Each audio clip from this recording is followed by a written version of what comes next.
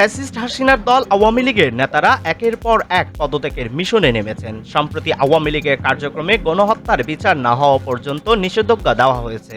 এরপরই দল থেকে পদত্যাগের হিড়িক লেগে গেছে।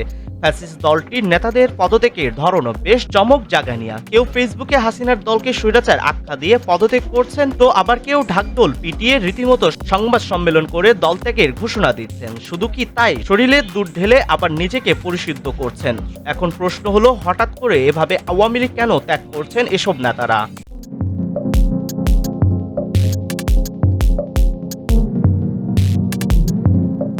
এর পিছনে রয়েছে বেশ কিছু কারণ। স্বৈরাচার হাসিনা ২৪-এর গণ অভ্যুত্থানে চোরের মতো লেজ গুটিয়ে নেতাকর্মীদের বিপদে ফেলে পালিয়ে যায়।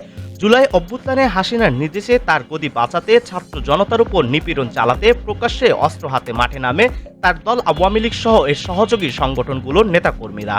কিন্তু হাসিনা বেলা শেষে নিজে বাঁচতে তাদের বিপদে ফেলে পালিয়ে যায়। যে দলের নেত্রী এমন অমানবিক নেতাদের বিপদে ফেলতে পারে, সেই দল আর কি করে করবে বাংলার জনতা? আওয়ামী লীগ থেকে পদত্যাগ করা বেশিরভাগ নেতাই এটিকে পদত্যাগের অন্যতম কারণ হিসেবে অবহিত করেছেন।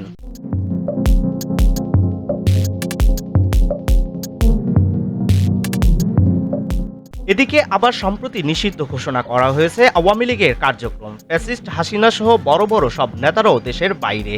তারা কবে ফিরবেন, আদৌ বাংলার জমিনে ফিরতে পারবেন কিনা তা নিয়েও বেশ রয়েছে সংশয়।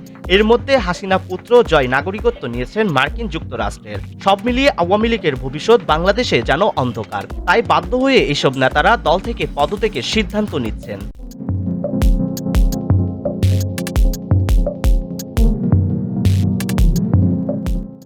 ২৪-এর অভ্যুত্থানে লেডি হিটলার হাসিনার কথা মতো ছাত্র জনতার উপর নিপীড়ন চালাতে গিয়ে মামলা খেয়েছে আওয়ামী লীগের অধিকাংশ নেতা, যাদের অনেকেই জেলে রয়েছেন। তাদের কঠিন পরিণতিও আওয়ামী লীগের রাজনীতি ছাড়তে বাধ্য করেছেন এখনো পদত্যাগ করতে চাওয়ার নেতাদের।